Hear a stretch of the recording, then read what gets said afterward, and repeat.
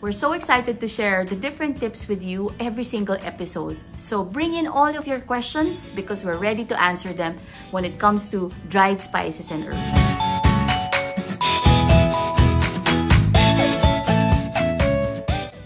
Hi!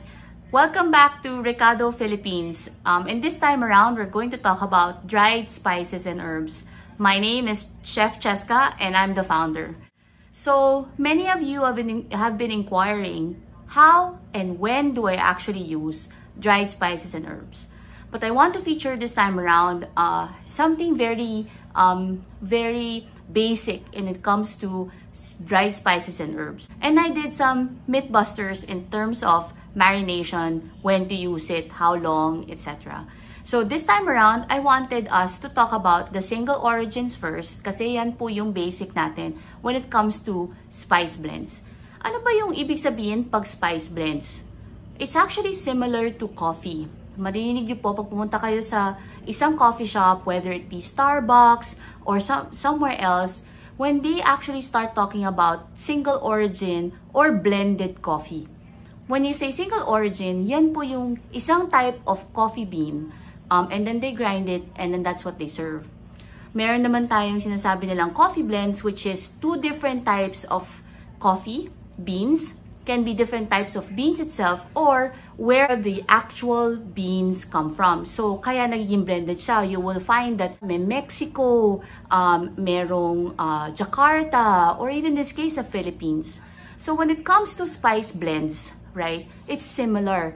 Spice blends are actually mixing different together, complementary na dried spice. So let me feature our single origin, which is ginger. Ito ang dried spice. So these are coming from mga root vegetables that they dehydrated and ground to a point na, in this case, powder na siya. So maraming different kinds. So in this case, dinahydrate yung ginger at ginawa siyang powder. When do you use it? Can you use it anytime, anywhere? Yes. Actually, the answer is completely yes. Dried spices are very potent. Okay? When I say potent, talagang matapang na matapang yung lasa niya. It's very powerful yung taste. Right? So, malalasahan mo talaga kung ginger yun, very gingery. Can you actually mix ang fresh and the dried? Absolutely yes. It will elevate its taste. It's going to increase it further. So kung gumamit kayo ng combination ng dried, say dried ginger and fresh ginger, definitely it will have that taste. Now, ang only thing that I would advise is that dried spices, may powdery siya. So it's very important that it gets dissolved as you're cooking. Kasi baka magkaroon ng parang yung grainy na taste. May possibility po yun. So it's very important that you look into how you actually mix it together with your food. So the other one is dried herbs. In this case, I use parsley. Okay? Yan po, ang parsley. Okay? Dried herbs, now, is a combination of different, or it's actually single origin din siya, coming from different leaves naman, or even in this case, flowers ng iba-ibang plants. So in this case, yung parsley, dinihydrate din, and then it cut into small pieces. Same yan sa oregano. And oregano very much used yan sa mga Italian dishes. Thyme, rosemary, you will find that in a lot of mga chicken recipes. So iba-iba po siya. Usually, it's actually the leaves or stem na green ang usually the original color of it when it's fresh. So the other question that was asked of us is it better than using fresh? No. Fresh is always going to be the best, right? But the dried herbs and dried spices can always be a good alternative because it lasts longer shelf life-wise. It's very potent, but obviously the taste of fresh will always be number one for me. Madami kang magagawang recipes pag nagbe-blend ka ng iba-ibang klaseng spices. And some of it you don't see regularly na fresh sa grocery or sa palengke. So, this is one of the things that I always had in my cupboard. And so when I want to make something different, whether it be an Italian dish, an African dish, a Middle Eastern dish, or even in this case, i-elevate ang Filipino dish, I can just whip it all together because it's available in my cupboard. So very important that these two, right? Yan.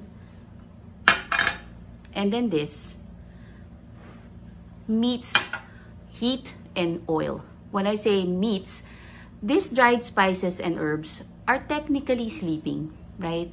Kasi na-dehydrate na sila and then ginawa silang powder, cut into very fine pieces. It requires waking up. When I say waking up, may pan po tayo. Papakita ko po yan sa next part ng video. May pan po tayo. Whether you use different kinds of oil coming from meat, for example, sa chicken or sa beef or sa pork, put that aside and whatever oil is left there, add it in. You have to add the spices and herbs with oil and heat because that's the only time it wakes up.